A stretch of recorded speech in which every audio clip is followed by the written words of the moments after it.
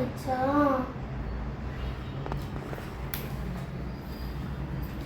என்ன டைம் இவ்வளோ ஃபாஸ்ட்டாக போகுது?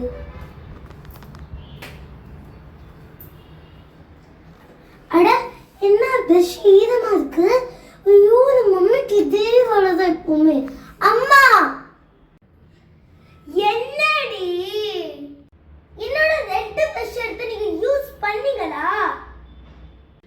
இல்லையே, என்னோட ஆரஞ்சு ப்ரஷ் தான் நான் யூஸ் பண்ணேன்.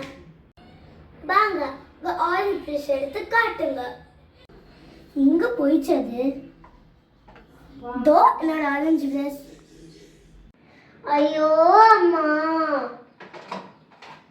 இது ஆரஞ்சு இது ரெட்.